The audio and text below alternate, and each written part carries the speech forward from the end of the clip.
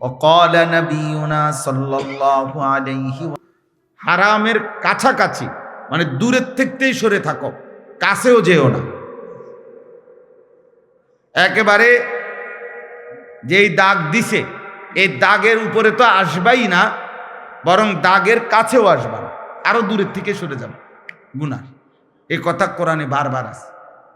হযরত আদম এবং হাওয়া আলাইহিমাস সালাম সর্বপ্রথম যেদিন ওনাদেরকে আল্লাহ তাআলা নিষেধ করছেন যে তোমরা ওই নির্দিষ্ট গাছের কাছে যেও না, ফল খেও না জান্নাতের মধ্যে, ওইখানে ওই দিন নিষেধের বেলায় আল্লাহ তাআলা এই শব্দটা প্রথম দিনই ব্যবহার করছে, ওয়ালা তাকরাবা হাদিহিস শাজারা, তোমরা দুইজন এই গাছের কাছেও যেও না।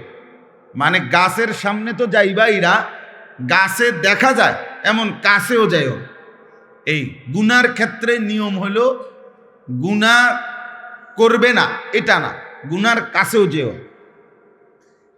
ওয়ালা তাকরাবুজ জিনা, এই যে কোরআনের শব্দ, তোমরা জিনা হইতে পারে ব্যভিচার, মানে লজ্জাস্থানের নাফাক ব্যবহার, লজ্জাস্থান দ্বারা যে কোনো গুনাহ এটাকে জিনা বলে। এরকম কিছু হতে পারে যার দ্বারা, যেই পরিবেশ, যেই কারণে, তো তার কাছেও যেও, আল্লাহ নিষেধ করছে, কাছেও যেও। আল্লাহ তাআলা বলছে ওয়ালা তাকরাবুল ফাওয়াহিশা মা যাহারা মিনহা ওয়া মা বাতান, অশ্লীলতা বেহায়াপনার কাছেও যেও, কাছেও যেও। এই জন্য এটা গুরুত্বপূর্ণ, এই শব্দটা বারবার আছে কোরআন শরীফ, ওয়ালা তাকরাবা, ওয়ালা তাকরাবু, কাছেও যেও না, গুনার কাছেও যেতে নাই, গুনার কাছেও যেতে না। মায়া জালের মতো গুনাহ, অর্থাৎ গুনার কাছে যদি কেউ যায় তো গুনাহ তাকে টেনে নিয়ে যায়, তাকে আস্তে আস্তে অল্প অল্প করে একটু একটু করে তাকে গুনার দিকে এগিয়ে নিয়ে যায়। কেউ একদিনেই হয়তো সব গুনায় অভ্যস্ত হয় না, কোনো মদখোর একদিনেই মদ খায় না, নেশাখোর, নারী লুভী, চরিত্রহীন, কিন্তু একদিন এই নিজেকে ছেড়ে দিলে হারামের ব্যাপারে কেউ যদি তাসাহুল করে, মানে যা নিষেধ তার ব্যাপারে যদি কেউ অবহেলা করে, একটু আধটু হইলে কিচ্ছু হইতো না, না, এই একটু আধটু একদিন তাকে পূর্ণ গুনার মধ্যে লিপ্ত করে ফেলে। এই জন্য এটা জরুরি, এই জন্য এটা জরুরি ভাই। সব সময় যদি মনে করো জীবন মানেই খামখেয়ালি, জীবন মানেই হাসি ঠাট্টা মজাক, জীবন মানেই তামাশা, এটা উচিত না। একজন সুস্থ স্বাভাবিক মানুষের সব কিছু বন্টন করা, বিবেকবান মানুষ বলে তাকে যে তার কর্ম বন্টন করে, কাজ, আমার খাওয়ার টাইম কতক্ষণ, আমার বিশ্রাম কখন, আমার পড়ালেখা কখন, আমার উপার্জনের জন্য ফিকির কখন, আমার নামাজের টাইম কখন, এইভাবে ভাগ কর। নয়তো নামাজের টাইম নির্ধারণ করে কেন যে 7:30টায় এশার জামাত, 4:30টায় আসরের জামাত, এরকম টাইম ঠিক করে কেন? আল্লাহ তাআলা মানুষের কাজকে সময়ের সাথে বন্টন করে দিছে, বন্টন করে দিছে। হযরত আব্দুল্লাহ ইবনে মাসউদ রাদিয়াল্লাহু তাআলা আনহু তিনি বলতেন যে আমি আমার হায়াতের ওই মিনিট, ওই সেকেন্ডকে অনর্থক মনে করি যে সেকেন্ড আমার আখিরাতের কোনো কিছু অর্জন হয় না। তিনি বলতেন আমি আফসোস করি আমার ওই সময়টুকুর জন্য, যে সময়টুকু আমি আমার পরকালের জন্য কোনো পুঁজি সংগ্রহ করতে পারিনি। কোরআনুল কারীমের মধ্যে আল্লাহ তাআলা সময়কে ভীষণ গুরুত্ব দিয়েছেন, আলাদা আলাদা করে। ওয়াল ফজর, আল্লাহ তাআলা বলছেন আমি আল্লাহ। এই ছেলে, কি ব্যাপার দোস্ত, ফাজলামি করো নাকি? আরে কি মস্কারি করো না? বিষয়টা কি কোনো পাত্তা দিলা না নাকি? হে আবার ওর লগে রসিকতা করে। আরে তুমি কি আমারে দেখো নাই আর কোনোদিন? সাবধান, তোমার চলে যাওয়ার অনুমতি আছে আব্বা, তুমি বাইরে গিয়া লাফাও, নইলে 2 ঠ্যাঙাল গি দিয়ে, আমার কোনো আপত্তি নেই। মোবাইল না, শুধু যেটা মন চেটা, আমি তো অনুমতি দিছি যে যার দরকার হলে সে বাইরে চলে যাক, কোনো সমস্যা নেই। আমি এমনিতেই আসছি, মূলত আজকে আসতে চাই নাই। ফেরদাউস ভাইকে অনেকবার বলছি যে নির্বাচন পর দিন না আসলেই ভালো হয়, এ কথার উপরেই ছিলাম জুমার আগেও, গতকালকেও, তার আগের দিনও জুমার নামাজে দাঁড়াইছি। আর আমি আজকে নামাজ যখন পড়াইতেছি জুমা, আমার কেন জানি নামাজের সময় কথাটা মনে হয়েছে যে ওনারা যে নিষেধ করতেছি, যদি উনি রাগ করে। ও মকবুল বাইরে নামাজের আগেও বলছি যে আসবো না, কিন্তু নামাজ অবস্থা হঠাৎ এই কথাটা 1 মিনিট আমার মনে হয়েছে জান, যে যদি উনি রাগ করে। তো আবার নামাজের পরে ড্রাইভাররে বললাম, আবু বকর ভাই আবার ফোন দেন, না যামু। এই হলো হালাত। এই জন্য দোস্ত, আমি ব্যক্তিগতভাবে এটা পছন্দ করি না, আবার আমি এই ব্যাপারে কঠোর। আমি শ্রোতা একজন হোক, কিন্তু গাফেল মানুষকে বলতে রাজি না, অমনোযোগী মানুষকে আমি বলতে রাজি না। যে কলস আল্লাহ রসুল সাল্লাল্লাহু সাল্লাম বলছেন, যে কলসি উল্টানো, এই যে মনে করেন এই পানির বোতল, এটা যদি উল্টানো হয় এভাবে, তাহলে এখানে আটলান্টিক মহাসাগরের পানি ঢাললেও এটা পুড়বে না। কেন? এটা উল্টানো। এজন্য যেই দিল উল্টানো, যেই দিল গাফেল, ওইটার কাছে যদি 30 পারা কোরআনও বাইটটা দেওয়া হয়, সে তো এটা উল্টাইয়াই রাখছে, কাম হইত না, আর কোনো পরিবর্তন হবে না। কারণ সে তো কথার প্রতি কোনো মনোযোগই নাই তার। তো তারে আপনার ফিকির হইল শুনছি খিচুড়ি দিব, এটা দিব কোন সময়, অথবা 1 ফোঁটলা বিরিয়ানি দিবনি, খবর ল দিলে দিয়ে লাই তো কহুদা ঘুরাইয়া লাভ কি? বুঝলেন না কথা? সাবধান আব্বা, মুসলমানের সন্তান প্রতি মুহূর্ত ফিকিরমান্দ হওয়া চাই। কাজের বন্টন সুস্থ স্বাভাবিক, এটা মানুষের পরিচয়। আল্লাহ তাআলা কোরআনুল কারীমের মধ্যে বলছেন, ওয়াল আসর, আসরের কসম, ওয়াল ফজর, ফজরের কসম। আল্লাহ তাআলা কসম করছেন সময়ের আলাদা আলাদা। ওয়াল লাইলি ইদা ইয়াগশা, কসম করছি রাত্রির যখন তা পূর্ণ অন্ধকার হয়। এই যে আল্লাহ বলছেন ওয়ান নাহারি ইদা জাল্লাহা, কসম করছি দিনের যখন তা পূর্ণ আলোকিত হয়। এভাবে রাতের কসম করেছেন, দিনের কসম করেছেন, ফজরের কসম করেছেন, আসরের কসম করেছেন। ওয়ালায়ালিন আশরিন, 10 রাত্রির জিলহজ্জের আল্লাহ বলছেন কসম করছি। ওয়াদ্দুহা, সকালবেলার সূর্য যখন পূর্ণ আলোকিত হয়, ওই আলোকিত পূর্ণ সূর্যের ওয়াক্ত সময়ের কসম। ওয়াল্লাইলি ইদা সাজা, রাত্রি যখন পূর্ণ অন্ধকার হয় ওই সময়ের কসম। আল্লাহ তাআলা এইভাবে কখনো গভীর রাতের কসম, কখনো সন্ধ্যা রাতের কসম, কখনো ভোরের আলোর কসম, কখনো ফজরের ওয়াক্তের কসম, কখনো আসরের ওয়াক্তের কসম, কখনো 10 রাত্রির কসম। এভাবে আলাদা আলাদা সময়ের কসম করে আল্লাহ বলছে, বান্দা সময় তোমার জীবনে প্রতি ঘন্টা, মিনিট, সেকেন্ড 100 ভাগ মূল্যবান, 100 ভাগ মূল্যবান। অ্যাম্বুলেন্সের পিছনে অনেক সময় লেখা থাকে, অনেক অ্যাম্বুলেন্সের পিছনে লেখা থাকে যেখানে প্রতিটি মুহূর্ত মূল্যবান। অর্থাৎ এই কারণে অ্যাম্বুলেন্স সর্বোচ্চ প্রায়োরিটি। রাস্তায় চলতে গেলে অ্যাম্বুলেন্সকে সর্বোচ্চ কি দেওয়া হয়? ছেড়ে দেওয়া হয়, যত জ্যাম হোক, যত ঝামেলা হোক। কারণ এখানে রুগীর প্রতি সেকেন্ড মূল্যবান। 1 সেকেন্ড দেরির কারণে রুগীটা মারা যাবে। এই জন্য যেখানে প্রতি মুহূর্ত মূল্যবান। আরবি কিতাব আছে, আরবি ভাষার প্রবাদ, আল ওয়াক্তু আনফাসুম লা তাউদু, সময় নিঃশ্বাসের মতো, যার কখনো ফিরে আসে না।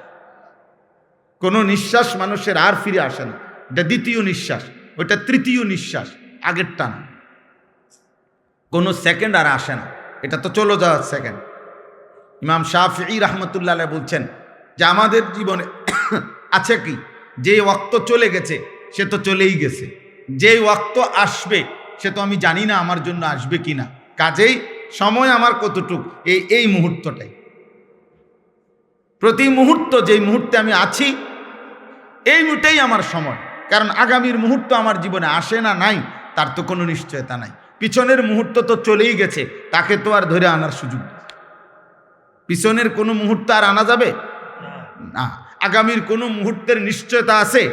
তাহলে এই শুধু এখনই এটুকু সময়।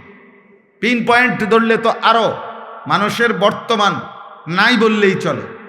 প্রতি পিন পয়েন্ট মানে অর্থাৎ আপনি যদি একটা বল পেন, শীষ কলম যদি আপনি ধরেন, একটা ফোঁটা দিলেন আর বেটা জাগাত মধ্যে আপনি ধরলেন, ধরলেই চিন্তা করেন এখানে ধরলে এক এক সেকেন্ড যাইতেছে তো সে তো চলে যাচ্ছে, এক এক সেকেন্ড আসতেছে তো সেটা তো আসতেছে, তো মেন বর্তমান মুহূর্তটা তো নাই বললেই চলে, আস্তে আস্তেই চলে যায়, আর না আসতে তো ভবিষ্যৎ থেকে যায়। এই জন্য হায়াত একদম অল্প, সময় একদম অল্প, বাস্তবতা ভাই। ছেলেরা তোমরা যদি বুঝতা, তোমরা যদি বুঝতা, বাবা আপনারাও যদি বুঝতেন, যিনি বৃদ্ধ তাকে আল্লাহ দয়া করেছেন, যিনি যুবক তাকে আল্লাহ দয়া করেছেন, যাকে আল্লাহ হায়াত দিয়েছেন তাকে আল্লাহ তাআলা রহম করছেন। এক একটা হায়াত, এক একটা ঘন্টা আল্লাহ তাআলার দয়া। বান্দা আমি তোমাকে সুযোগ দিচ্ছি। এজন্য কোরআনুল কারীমের মধ্যে আছে প্রত্যেক মানুষের হায়াত কিয়ামতের দিন আল্লাহ তার বিরুদ্ধে সাক্ষী হিসাবে পেশ করবে, যে তোমার হায়াতই তোমার বিরুদ্ধে আমি আল্লাহর দেওয়া দলিল। কেন নামাজ পড়তে পারো নাই? আমি কি হায়াত দেই নাই? কেন আমার জিকির করতে পারো নাই? আমি কি হায়াত দেই নাই? কেন আমার কোরআন তেলাওয়াত করতে পারো নাই? আমি কি হায়াত দেই নাই? এইভাবে আল্লাহ তাআলা বলবেন, আওয়ালাম নুআম্মিরকুম, আমি কি হায়াত দেই নাই? আওয়ালাম নুআম্মিরকুম, আমি কি হায়াত দেই নাই? এভাবে আল্লাহ তাআলা বলেন, অমান নুআম্মিরহু নুনাক্কিসহু ফিল খালক। আল্লাহ বলেন আমি যাকে হায়াত লম্বা করছি তাকে আমি আল্লাহই পুনরায় আবার প্রথম অবস্থায় ফিরিয়ে আনছি। আফালা তাকিলুন, তোমরা কি বুঝবা না? আল্লাহ তাআলা বলেন তুমি দেখো, বৃদ্ধ মানুষটা তো বৃদ্ধ ছিল না, যুবক ছিল, মজবুত ছিল, আজ আবার বৃদ্ধ হয়ে গেল। এই জন্য দোস্ত প্রত্যেকের এটা উচিত, আল্লাহ তাআলা আমাদেরকে আমাদের ঘন্টা, মিনিট, সেকেন্ড, আমাদের হায়াতের কদর করার তৌফিক দান করেন। আল্লাহ তাআলা আমাদের সবাইকে কবুল করেন। আলহামদুলিল্লাহ রাব্বিল আলামিন। আল্লাহুম্মা আনতাস সালাম ওয়া মিনকাস সালাম, তাবারাকতা ইয়া দাল জালালি ওয়াল ইকরাম, ইয়া রাব্বি লাকাল হামদু কামা ইয়ানবাগি লিজালালি ওয়াজহিকা ওয়া আযীমি সুলতানিক, ওয়া সাল্লি আলা মুহাম্মাদিন কামা হুয়া আহলুক, ওয়া ফাআল বিনা খায়রান কামা আনতা শানুক, ইয়া আরহামার রাহিমিন, ইয়া আরহামার রাহিমিন, ইয়া আরহামার রাহিমিন। আয় আল্লাহ আপনি মাফ করে দেন, মৌলায়ে করিম আপনি মাফ করে দেন, রব্বে করিম আপনি মাফ করে দেন, পেছনের জিন্দেগির সমস্ত গুনাহ মাফ করে দেন, আগামী জীবন আপনি সুন্দর করে দেন, ঈমান আমল দান করেন, ইজ্জত আফিয়ত দান করেন, তাকওয়া তহারত দান করেন, হিম্মত ইস্তেকামত দান করেন, সেজদাওয়ালা কপাল বানিয়ে দেন, কাঁদনেওয়ালা চোখ বানিয়ে দেন, জিকিরওয়ালা জবান বানিয়ে দেন, মোহাব্বতওয়ালা দিল বানিয়ে দেন।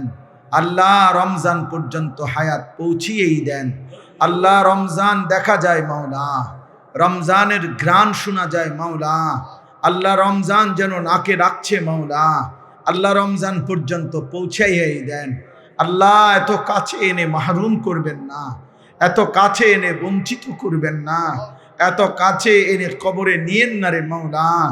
রমজান দেখাইয়েন মাওলা, তারাবি পড়তে দিয়েন মাওলা, রোজা রাখতে দিয়েন মাওলা, ইফতার সাহারি তৌফিক দিয়েন, এতেকাফ সবে কদর নসিব করিয়েন।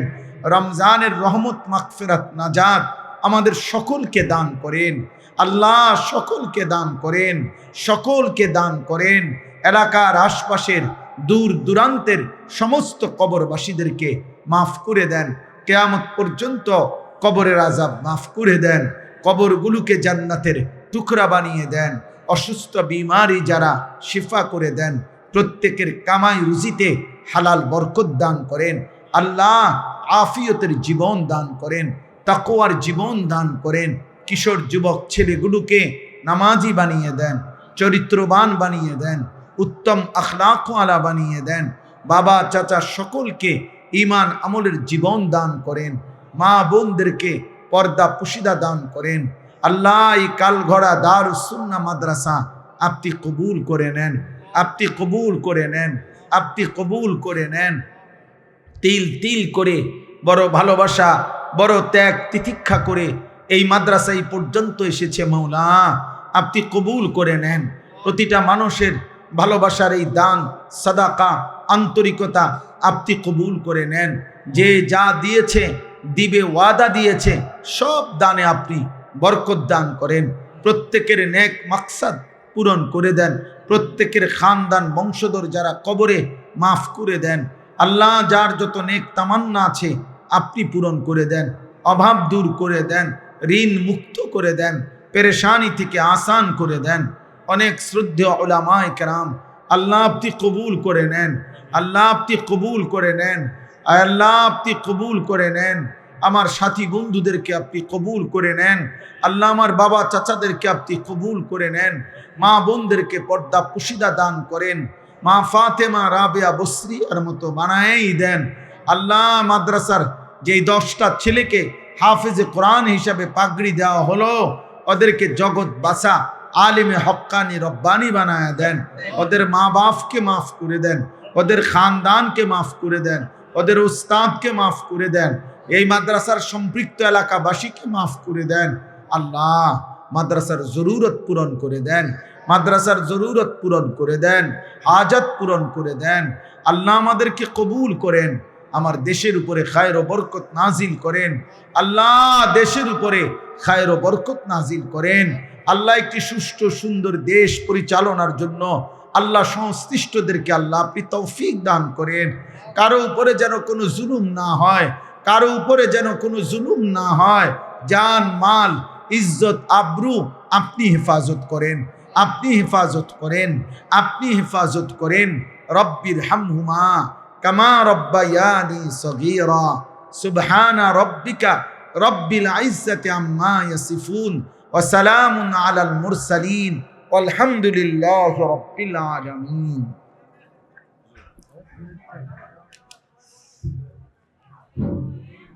ভাই আমরা